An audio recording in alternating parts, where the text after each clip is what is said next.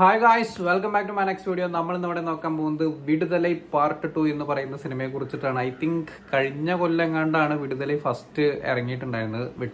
വെട്രിമാരൻ എന്ന് പറയുന്ന ആ ഒരു മനുഷ്യൻ തന്നെയാണ് ഈ ഒരു സിനിമയുടെ സെൻട്രൽ പോയിന്റ് എന്ന് പറയുന്നത്. കാരണം അദ്ദേഹത്തിന്റെ ഏതൊരു സിനിമ ഇറങ്ങിയാലും അദ്ദേഹത്തിൻ്റെതായിട്ടുള്ള പൊളിറ്റിക്സ് ഉണ്ടാവും, കിഡിലൻ വിഷ്വൽസ് ഉണ്ടാവും, അതുപോലെ തന്നെ നല്ലൊരു സ്ക്രിപ്റ്റ്, ഗംഭീരമായിട്ടുള്ളൊരു സാധനം ഉണ്ടായിരിക്കും. പിന്നെ അതിനേക്കാൾ ഉപരി സൂര്യ എന്ന് പറയുന്ന നമ്മളിപ്പോഴും കൊമേഡിയൻ അല്ലെങ്കിൽ ഒരു സൈഡ് റോളിലൊക്കെ ആയിട്ട് കണ്ടിട്ടുള്ള ഒരു മനുഷ്യനെ നായകനാക്കിയിട്ട് ഒരു സിനിമ വരിക എന്നുള്ളതൊക്കെ ഭയങ്കര ഒരു വിഷയമുള്ളൊരു സംഭവമായിരുന്നു വിടുതല എന്ന് പറയുന്ന സിനിമ ഇറങ്ങുമ്പോൾ. സോ ആ ഒരു സിനിമയ്ക്കകത്ത് ഒരു 10-20 മിനിറ്റുള്ളൊരു ക്യാരക്ടറായിട്ടാണ് വിജയ് സേതുപതിയുടെ ആ ഒരു ക്യാരക്ടർ ഇൻട്രോ കൊടുത്തിട്ടുണ്ടായിരുന്നത്.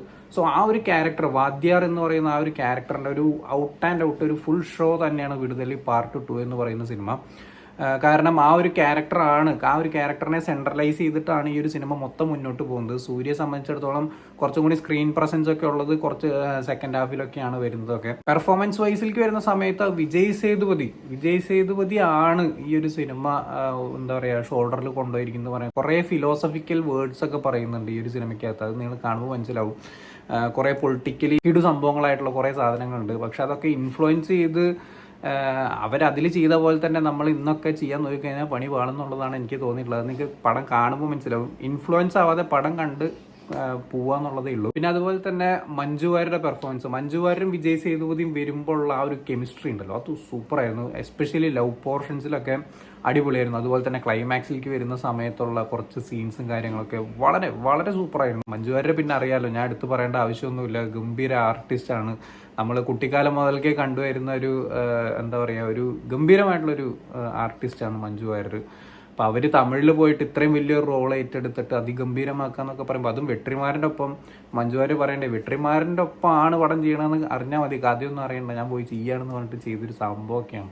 അപ്പം അത് വളരെ ഗംഭീരമായിട്ട് തന്നെ അവരുടെ ഭാഗം ക്ലിയർ ആയിട്ട് വെച്ചിട്ടുണ്ട്. അതുപോലെ തന്നെ രാജസാറിൻ്റെ ബാക്ക്ഗ്രൗണ്ട് സ്കോർ അതെനിക്ക് ഫസ്റ്റും എനിക്കൊരു ആവറേജ് സംഭവമാണ്. കാരണം ഇപ്പോഴത്തെ സിനിമകളിലൊക്കെ പണ്ടത്തെ ഒരു ടച്ച് വെച്ചിട്ട് ഫുൾ അങ്ങോട്ട് ഇറക്കുമ്പോൾ ഒരു വലിയൊരു സംഭവമായിട്ട് തോന്നി. പക്ഷെ എന്നാലും ഒരു ആക്ഷൻ സീക്വൻസ് 1-2 ആക്ഷൻ സീക്വൻസിലൊക്കെ ഗംഭീരമായിട്ട് പുള്ളി ചെയ്ത് വെച്ചിട്ടുണ്ട്. എന്നെ സംബന്ധിച്ച് ഒരു ആവറേജ് ആയിട്ടുള്ള ഒരു അനുഭവമാണ് ബാക്ക്ഗ്രൗണ്ട് സ്കോർ പാട്ടുകളൊക്കെ വെച്ച് നോക്കുമ്പോൾ. സ്പെഷ്യലി ആക്ഷൻ സീക്വൻസിൽ വരുന്ന സമയത്ത് ഒരു സാധനമൊക്കെ ചെയ്ത് വെച്ചിട്ടുണ്ട്. പിന്നെ സീൻ വൈസ് എടുത്ത് പറയുകയാണെങ്കിൽ ഇപ്പോൾ നേരത്തെ പറഞ്ഞ ആ ഒരു ആക്ഷൻ സീക്വൻസ്, കാടിനുള്ളിലുള്ള ഒരു ആക്ഷൻ സീക്വൻസ്, അതുപോലെ തന്നെ ക്ലൈമാക്സ് പോർഷൻ, എസ്പെഷ്യലി സെക്കൻഡ് ഹാഫിൽ വരുന്ന ഒട്ടുമിക്ക സീനുകളും നല്ല രസമായിട്ട് വന്നിട്ടുണ്ടായിരുന്നു.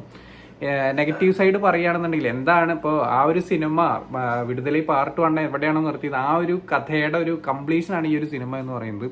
സോ ഈ ഒരു സിനിമയുടെ ഫസ്റ്റ് ഹാഫ് എന്ന് പറയുന്നത് അത്യാവശ്യം കുറച്ച് നല്ല രീതിയിൽ ലാഗൊക്കെ എനിക്ക് ഫീൽ ചെയ്തിട്ടുണ്ടായിരുന്നു. ലാഗ് എന്ന് പറഞ്ഞാൽ ആക്ച്വലി ഈ ഒരു പടം ഏകദേശം 3 മണിക്കൂറോളം ഉണ്ട്, 2.25 to 3 മണിക്കൂറോളം ഉണ്ട് ഈ ഒരു സിനിമ. അതിനകത്ത് ഫസ്റ്റ് ഹാഫ് തന്നെ ഒരു നല്ലൊരു ടൈം ഇവർ എടുക്കുന്നുണ്ട്. ആ ഒരു സ്റ്റോറി സെറ്റപ്പ് ആക്കി പറഞ്ഞ് എത്തിക്കാൻ പെടുന്ന ഒരു കുറച്ച് പാടുപെടലുണ്ട്. അതിൽ തന്നെ കുറേ ക്യാരക്ടേഴ്സിൻ്റെ ആ ഒരു ഇമോഷണൽ കണക്ഷൻസ് നമുക്കൊരു കണക്ഷൻ വരാതിരിക്കുക, അങ്ങനത്തെ കുറച്ച് എന്താ പറയുക ചെറിയ പോയിന്റ്സുകളൊക്കെ എനിക്ക് ഒരു കല്ലുകടിയായിട്ട് തോന്നിയിട്ടുണ്ടായിരുന്നു. അതർവൈസ് നിങ്ങളൊരു വെട്രിമാരൻ സിനിമ കാണാൻ പോവാണ്, അല്ലെങ്കിൽ ഒരു വിജയ് സേതുപതിയുടെ ഒരു സിനിമ കാണാൻ പോവാണെന്നൊക്കെ വെച്ച് കണ്ടു കഴിഞ്ഞാൽ നിങ്ങൾക്ക് അത്യാവശ്യം നല്ല രീതിക്ക് തന്നെ ഇഷ്ടപ്പെടും. എന്നെ സംബന്ധിച്ച് വിടുതലൈ പാർട്ട് 1 എനിക്ക് ഭയങ്കര രീതിയിൽ ഇഷ്ടപ്പെട്ടു.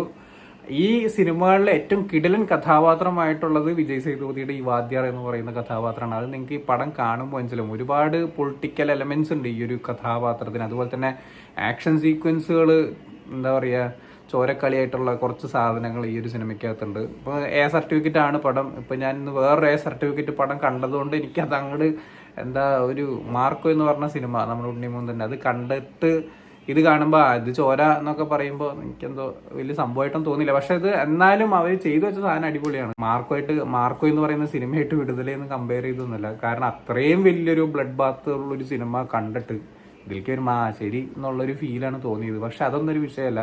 പക്ഷെ എന്നാലും ഞാൻ പറയുക, ഇപ്പോൾ തമിഴ് സിനിമകൾ മാത്രം തെരഞ്ഞെടുപ്പിച്ച് കാണുന്ന ആൾക്കാരൊക്കെ ഉണ്ടാവും. അപ്പോൾ അവരെ സംബന്ധിച്ചിട്ടൊക്കെ ഇത് കാണുമ്പോൾ വൗ എന്ന് പറയുന്ന ഒരു സാധനമൊക്കെ വരും. സോ എന്തായാലും ഈ ഒരു സിനിമയ്ക്കകത്തുനിന്ന് അത്യാവശ്യം നല്ല ടെക്നീഷ്യൻ സൈഡ് അടിപൊളിയായിട്ടുണ്ട്. കാരണം ക്യാമറ വർക്കുകളൊക്കെ അത്രയും നന്നായിട്ട് ചെയ്യണം. കാരണം വിടുതലൈ പാർട്ട് 1 സൂപ്പറായിട്ട് ചെയ്തു വെച്ചിട്ടുള്ള ഒരു സാധനമാണ് ക്യാമറയുടെ കാര്യത്തിലാണെന്നുണ്ടെങ്കിലും. അതുപോലെ തന്നെ 2-നകത്തും ഒരുപാട് അങ്ങനത്തെ ഡാർക്ക് സീനുകളൊക്കെ ഉണ്ട്. അതായത് നൈറ്റ് സീക്വൻസുകളുണ്ട്. അതുപോലെ തന്നെ ആക്ഷൻ സീക്വൻസുകളിലൊക്കെ വന്നിട്ടുള്ള എഡിറ്റിംഗ് കാര്യങ്ങളൊക്കെ ഗംഭീരമായിട്ടുണ്ട്.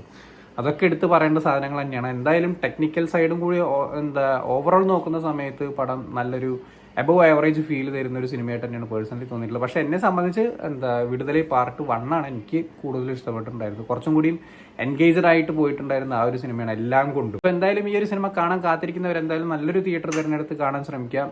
സോ വീഡിയോ ഇഷ്ടപ്പെട്ടെന്നായിരുന്നു. ഇഷ്ടപ്പെട്ടാൽ ലൈക്ക് ചെയ്യുക, ഷെയർ ചെയ്യുക, കമന്റ് ചെയ്യുക, ചാനൽ സബ്സ്ക്രൈബ് ചെയ്യുന്നവരെ മറക്കാതിരിക്കുക. See you in the next video guys. നിങ്ങളുടെ അഭിപ്രായം താഴെ കമന്റ് ബോക്സിൽ എന്തായാലും രേഖപ്പെടുത്തണം. Okay, see U.